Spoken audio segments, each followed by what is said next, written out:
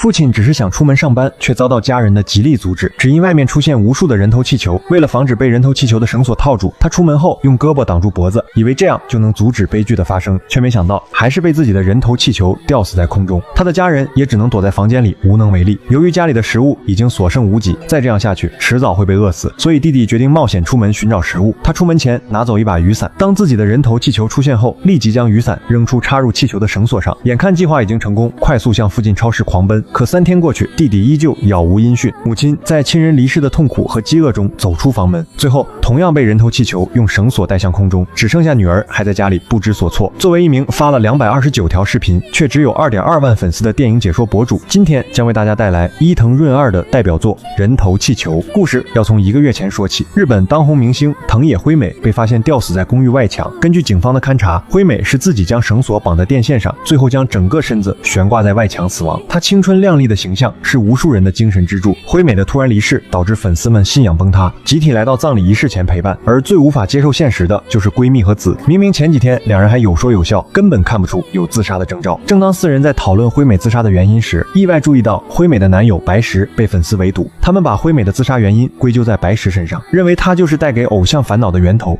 这才让辉美受不了打击，选择自杀。眼看白石就要被粉丝狠狠的教训，最后还是和子及时出现阻止。听到要报警，粉丝这才悻悻的离开。然而就在辉美离世的2周过后，这期间有无数的粉丝选择相继模仿上吊自杀。可更不可思议的是，主持人说出有多名目击者撞见辉美的鬼魂。根据2名男生的描述，在午夜12点左右亲眼目睹辉美的头颅漂浮在森林上空。当时的所有人都不相信这诡异传言，就连心理学教授都来到电视台辟谣，将其解释为典型的群体性幻觉，认为是粉丝们受不了偶像离世的打击，才会让大脑产生不稳定的精神状态。可就在这番话不到1天的时间，新闻上就拿出一张目击者抓拍的照片，上面清晰地描述出辉美的巨大脑袋就像是一颗诡异的气球悬浮在空中。作为闺蜜的和子自然不相信这所谓的传言，认为是有人故意用惠美的照片进行拼图，从而来博取同情和流量。随后她找到白石说明情况，却不料白石也说出自己看到过惠美的头颅，甚至每天半夜都会飘荡在自家院子里。听完此话的和子震惊的说不出话。白石为了让对方相信，立即告知如果惠美再次出现，自己会联系你，只要你亲眼见到就会觉得不可思议。结果当天晚上就收到白石打来的电话，随后按照对方给出的地址来到电话亭，果然发现惠美的人头气球漂浮在空中，紧接着气球就向森林的不远处飘去。盒子也在身后紧追不舍，来到偏僻的枯井处，并看到白石站在树枝上痴迷的伸手触碰惠美，却没注意到一根绳索诡异的出现，并缓缓地套在白石的脖颈，将他勒死在空中。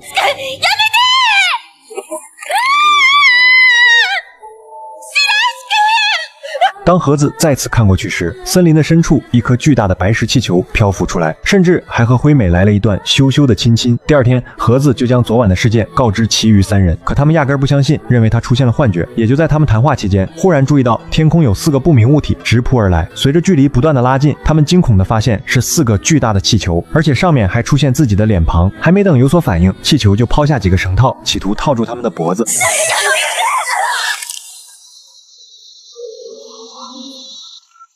其余2名因反应及时躲过一劫。为了躲避气球怪物的追捕，两人连滚带爬地躲进狭窄的巷子里。可即便如此，所属千春的气球依旧阴魂不散，不停地在巷口徘徊，并用绳索伸进小巷里，试图套住千春的头颅。他们刺耳的尖叫声引起楼上男子的注意，当扭头看去，就发现2个诡异的气球怪，于是立即回到房间，拿出十字弩对着所属千春的气球射了过去。而击中的瞬间，气球以极快的速度干瘪下去。可当盒子回头看向千春时，结果震惊地发现对方和气球一样干瘪下去，仅短短的3秒钟时间就惨死在地上。他终于明白，这些气球绝不能被摧毁，一旦将气球扎破，对应的人也会在瞬间丧命。当他惊恐地逃窜到自家门口，就发现门口漂浮着父母和弟弟的人头气球。在逃回房间的瞬间，属于他的气球也来到这里。仅短短的5天时间，整座城市彻底沦陷，所有市民的人头气球都漂浮在半空，将整片天空遮盖得密不透风。一旦对应的人走出房间，就会遭到气球索命。而新闻记者也非常有胆量地在天台上报道，结果下一秒，属于他的气球就当着直播的面吊死在半空。